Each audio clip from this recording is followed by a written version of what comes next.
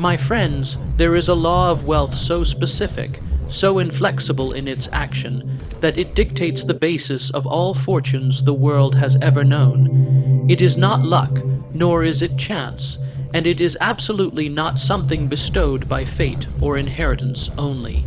This legislation operates unseen beneath the surface, influencing events, aligning circumstances, and leading men who are attuned to it to wealth that appears to be a certainty.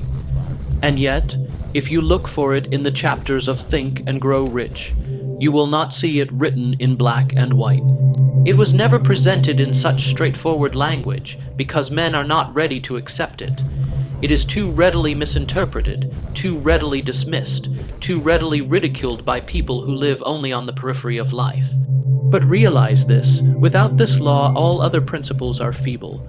Desire, faith, persistence, systematized planning, they all fail without the flow that this law gives. It is as if constructing a magnificent building without a foundation. It stands for a little while, but soon falls. What you need to notice is that prosperity is not just the product of what you do, but of what you're in alignment with, what you permit yourself to tap into. This principle doesn't just react to hard work.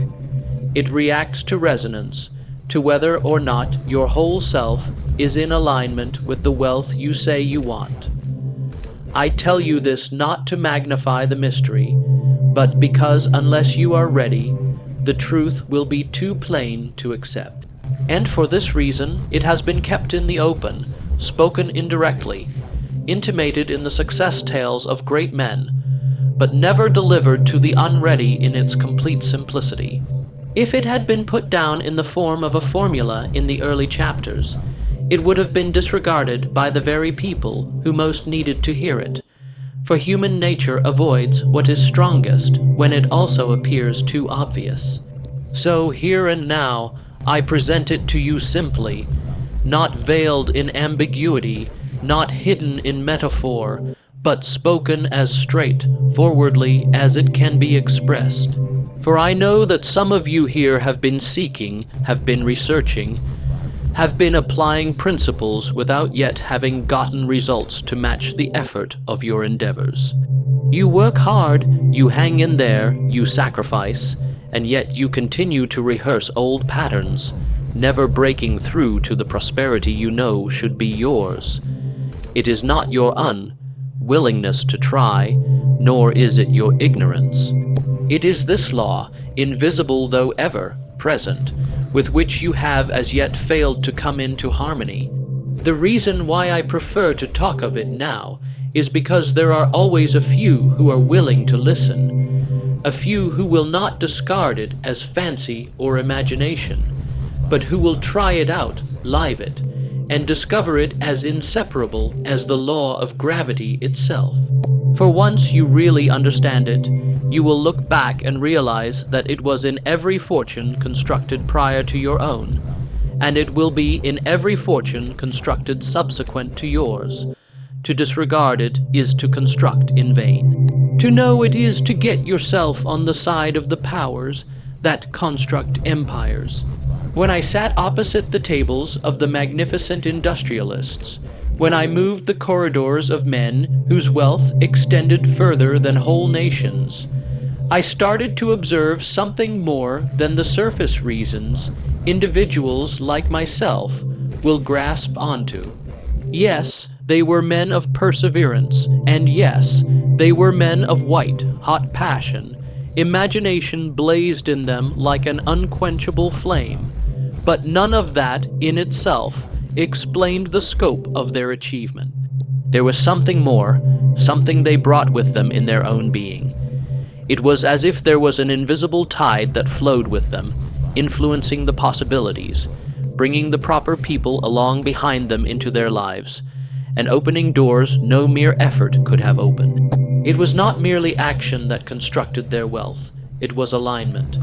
These men had accessed a law that few ever hear mentioned. It wasn't discussed in universities, nor in whispers within classrooms, because schools prepare men to serve, not to command, to account, not to envision. The machinery is geared to create clerks, workers, and custodians of somebody else's dream, not men with visions of their own. But these empire builders, these industrialists, were not school-made. They were made by this law. They moved and breathed in a manner that made money magnetized to them, not due to privilege or luck alone, but because they had learned to harmonize with the current that governs creation. I noticed that they did not pursue riches. It appeared rather that riches pursued them. When they walked into a room, everyone sensed it. When they spoke, men listened with a sort of inexplicable respect. When they started a project, doors that seemed impossible to average men opened like the universe itself had been their unseen partner. And the more closely I observed them, the more I came to see that what most described as charisma or genius was not some random fluke of personality. It was proof of this law in motion. Their money wasn't only in their banks, but in their very essence, and that essence was more powerful than any plan drafted on a ledger. See, plain work will get you by, but this alignment creates empires. Work by itself keeps you moving, but alignment causes every step to multiply beyond reason. The world envies the outcomes without ever inquiring what force is propelling behind them. And when I questioned these men for explanations, they would smile knowingly, sometimes declining to call it by name. They understood that words would prove insufficient for those who were not prepared to view. But in their tales, in their decisions, in the beat of their days, the pattern emerged to me with a truth that I could not ignore. This was the secret current, an unseen rule that made effort strength, that made common men industrial giants. It was not only imagination, though imagination was involved. It was not only persistence, though persistence was necessary. It was not just desire, although desire kindled the flame. It was something greater, something which encompassed all these principles, and took them beyond the reach of the man who depended only on head and hand. This was the law that cannot be discovered in books, for books are penned to keep the known, not to open the unknown. And thus, individuals who take the road of traditional education can lead a good life, but the ones who become aligned with this law are able to accumulate wealth so enormous that it changes what's possible. What is this law that is secret from the world, which large fortunes are amassed quietly? It is what I refer to as the law of alignment. This is not a fairy tale mysticism, nor is it loose and indefinite, as are many philosophies. It is precise, as sure in its working as is gravity, and it leaves no exceptions for ignorance or half-effort. It requires something few men ever master, the coordination of thought, feeling, and act into one impulse. Until a man knows this, he can dream, he can work, he can even blunder into small victories, but the doors of real riches will not swing wide for him. Imagine the average man who wants to be rich. He says to himself he wants money, he makes plans, he recites affirmations. But deep within, in the secret rooms of his subconscious mind, there are doubts whispering and poverty echoing. He recalls the lessons of his struggling parents. He recalls society warning him that money is limited. And so, although his conscious mind asserts prosperity, his inner self shines lack. This duality is deadly because the law does not pay off split energy. The same thing repeats itself in innumerable others. A man makes grand plans, but his daily routines deceive him. He says he wishes for riches, but he wastes his day, his mornings in unruliness, his nights in uselessness. His body speaks against his mind, and thus his aspiration becomes a broken vow. The law won't yield to such a man because correlation has not been established. There are also those who talk abundance with their mouth but live in fear under their skin. They brag about their visions, they share with others their plans, but when the moment arrives to act courageously, they retreat back into hesitation. Fear has them under hostage, and fear is a vibration that negates wealth before it even arrives. To live in contradiction is to sever the power of the law at its source. But when a man combines his thoughts, his feelings, and his actions, when all three are as one, then he has discovered the flow that draws wealth with easy accuracy. His want of riches is not only within his mind, but within the very beat of his body and soul. His unconscious no longer mutters poverty, it trills the tune of abundance. His routines no longer lie to him. They support his vision with each and every hour of each and every day. His words are not empty, for they arise on a basis of certainty and bold conviction. This is what being in alignment with the law is. All of your being must resonate with the same order. I am wealthy. I am abundance. I am expansion. See the words, not I will be, and not someday, and not if fortune favors me. Only the present identity is recognized by the law, not a hoped for future. To say I am is to create harmony between your inner self and your outer goal, and only when the harmony is whole does the energy of wealth flow unresisted. Until your interior world is harmonious with your exterior intentions, wealth will be just out of reach, as elusive as the horizon. But when you harmonize, you become a magnet to opportunity. Others will be attracted to you, ideas will come with clarity, and doors will open that were once closed. This is not luck, nor is it happenstance. It is the law in operation, paying back harmony of being. When I sat across the table from the men who built industries, who brought cities from dust and cut out empires with iron and steel, I did not just write down their words, I learned about their being. Not just what they did, but what they were. Andrew Carnegie, for example, did not just want wealth. He was wealth. His words, his stance, every choice resonated with prosperity. He wasn't a man seeking wealth.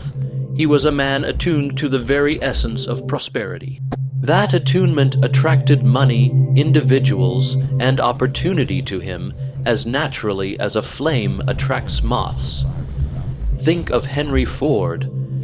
People ridiculed him, laughed at him for trying the impossible, for creating an automobile within reach of the average man. They accused him of being a dreamer, a fool who was wasting time. But whereas the world disbelieved, his mind, his feelings, and his everyday toil went as one. He believed so absolutely in his vision that no contradiction could exist within him. That unshakable congruence turned a dream into an industry that changed the world. Observe, it was not the fact that there were no problems. He encountered ridicule, failures, and endless obstacles. What counted was that his inner belief and outward move harmonized. The law could not refuse him, for he was in harmony with his creation. Compare that to the thousands of men that I interviewed who wanted wealth and never had it. They talked about wealth, but thought in terms of shortage. They put down goals, but lived their day lives going through the tendencies of mediocrity. Their minds held conceptions of success, yet their hearts quaked at every danger, their feelings bound by fear. This dichotomy disarmed them. The law cannot function in a divided vessel. I also noticed that alignment generated an odd magnetism. Men such as Edison and Rockefeller did not have to pursue every opportunity. Many opportunities pursued them. Why? Because their very existence emanated sureness. Investors, employees, and partners trusted them without question. It was no happenstance. Rather, it was the universe's natural reaction to a man completely aligned with his calling. When thought, feeling, and action are united, you emit a confidence that people can feel without a word being said. Don't confuse this with haughtiness or hollow boasting. Most men try to publicize their way to riches, chest, thumping and proclaiming themselves successful, but in their hearts they harbor doubt and contradiction. The law pays no attention to what you tell other people. It pays attention to what you are in reality. Carnegie's assurance was subdued but firm. Ford's belief was serene yet persistent. Their strength was not in show, but inner congruence. You will see this law in every tale of enduring success. They are the ones who rise and remain risen, who have removed contradiction from themselves. They are not split between desiring money and fearing it, between establishing aims and undermining them, between talking abundance and existing in scarcity. The world calls it luck, talent, or genius, but I say it is alignment. Without it, all other principles collapse. With it, each principle gets tenfold strength.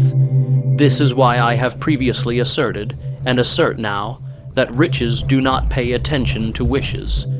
They pay attention to a specific way of being. Desire is the seed, but alignment is the soil, water, and sun that cause the seed to become a great tree. Without the law of alignment, the seed dies before it produces fruit. Now let us move from philosophy to practice, for a law that cannot be lived is without value. If the law of alignment requires that thought, emotion, and action are one, then you need to ask yourself how you bring these forces into accord. The first step is to become master of the conversation in your own mind. Each man is having an ongoing inner dialogue, unconscious in most cases, learned from childhood, society, or failure. To get aligned, you'll have to start talking consciously to yourself using the vocabulary of abundance. This is where affirmations, practiced with faith and feeling, become potent. Not the dry recitation of words, but words that awaken belief, that spark emotion, that condition the subconscious to vibrate in harmony with wealth. But thinking is not sufficient. Your feelings must be trained, for fear is the great detractor of alignment. When fear whispers, "What if I fail? What if I lose? What if I am not worthy?" the vibration of wealth breaks down. You have to confront fear with faith, not blind hope, but absolute certainty based on decision. Every time fear strikes, meet it with action, for emotion is trained not by fighting, but by movement. If you move forward boldly towards your desire even with a quiver, the fear melts and your emotional state keeps pace with your intention. Then follows the body, the everyday action. A man cannot profess riches while existing in habits of indolence, procrastination, or disorganization. Each action of your day must become an expression of your vision. If you desire riches, start early with purpose. If you desire influence, discipline yourself in the virtue of clear thinking and the power of the human voice. If you desire abundance, take care of your resources with dignity, however small they may be at the moment. The universe will not wait until you are rich to insist on seeing your alignment. You need to demonstrate it in the minutest details. Your way of spending your hours, using your mind, and reacting to adversity. The law pays off in terms of consistency, not fits of genius. A man can read a book, go to a lecture, or get a boost of motivation. But if his everyday behavior isn't aligned with that stimulus, the enthusiasm is like smoke on the wind. The law of alignment is a question. Are you the same man in the stillness of the morning as you are when you talk about your dreams at night? Do your routines bear witness to your aspiration? If the response is no, then you are split, and division is power's death. Begin small if you must. Select one habit that screams wealth and work at it until it feels like second nature. Maybe it is putting away a percentage of every dollar you make, no matter how small. Maybe it is devoting 1 hour a day to reading, to expanding your mind. Maybe it is keeping your space in order, since disorder inside leads to disorder out. These little habits of alignment, done over and over with trust, bring a beat of success that becomes unstoppable. And don't forget this, the law doesn't wait for the world to applaud you. It acts the moment you get aligned within yourself. Many years before Ford constructed his first car, he was already aligned to the vision of millions driving. Many years before Carnegie constructed his empire, he was aligned to the reality of abundance. His wealth manifested in the world only when it already was in his being. My friends, I have to say it to you straight. The biggest tragedy of life is not that men shoot too high and fall short. It is that they shoot too low and make it. Too many of you out there listening right now are living sub-stardom. You talk of survival when you were born for creation. You speak quietly of making a living when you were born to overflow. And why? Because your existence is split. You lust for prosperity in your mouth, but you question it in your heart. You picture success in your mind, yet you undermine it with your actions. You cannot deceive the law. It will not pay lip service to contradiction, no matter your clever rationales, no matter your good motives. I tell you this in urgency. Each day you live out of sync. Your life is slipping through your fingers. The hours that are lost can never be regained. The opportunities you let pass will not come again. Every moment that you stay at war with yourself, the law waits still and unmoved for you to make up your mind. Do you get it? Money is not waiting around the corner. It is here now at this exact moment, waiting to flow the moment you get into alignment. And so I ask you, not as a teacher, but as a man who has experienced both failure and success, will you keep living split, or will you bring your entire self into one voice, the voice that says, I am wealth, I am abundance, I am expansion? This statement is not poetry, it is command. When your mind believes it, when your heart glows with it, when your deeds demonstrate it, then the universe has no option but to respond. I have witnessed this law lift men from rags to riches. I have seen it transform orphans into princes, clerks into kings, not because the world became a kinder place, not because luck favored them, but because they came into alignment. They ceased to wait for permission, for ideal circumstances, for someone else's affirmation of certainty, and they chose instead to be certain in themselves, and that choice changed everything. It can do the same for you if you will only have the courage to live it. Do not misunderstand me. This is not simple. To align takes sacrifice. It may cost you your laziness, your excuses, your toxic associations, even the small comforts you cling to in fear. But what is the price of misalignment? A lifetime of regret, a heart that knows it could have been more, but chose less. That is too high a cost. Better to suffer the discipline of alignment than the torment of never becoming who you were meant to be. That is why I beg of you now, wake up. Cease to project your power in 1,000 directions. Cease to talk one way, to feel another, and to act yet another. Concenter yourself. Unify your thought, your feeling, and your action into one irresistible force. When you do, you will not have to pursue money. It will pursue you. You will not have to plead for opportunity. It will yield to you. This is not a vow of mine. It is the inevitable working of the law. And thus, dear friends, we stand at the door. I have unveiled before you a law that has been concealed in plain view, a law too perilous to be given to the thoughtless, too valuable to be neglected by the honest, the law of alignment. A few of you will hear these words and nod, deeming them just another good idea, something to look at and admire and then ignore as you continue with the ways of yesterday.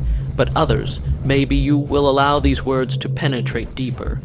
You will understand that this is not philosophy. This is the actual blueprint of destiny. I say it now, riches are not something you pursue. They are something you realize.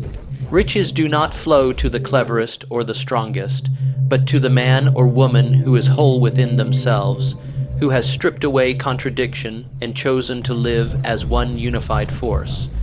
When thought, emotion, and action march together, nothing in heaven or earth can withhold abundance from you. The universe itself bends to the certainty of an aligned soul. So I challenge you, do not depart this moment altered. Do not permit the hush of doubt to rob this truth from your heart. Start today, have date to make your being harmonious. Observe your thoughts, master your feelings, command your actions, and when they all sing one language of wealth, you will witness miracles happen that others might consider impossible, but you will recognize it is not miracle, it is law. Take this with you: wealth is not riches, although riches will certainly follow. Wealth is power, wealth is liberty, wealth is the power to design your life and to enrich the lives of others. Wealth is harmony with the boundless abundance that has always been around you, waiting for you to tap into it. And now I leave you with this one last call.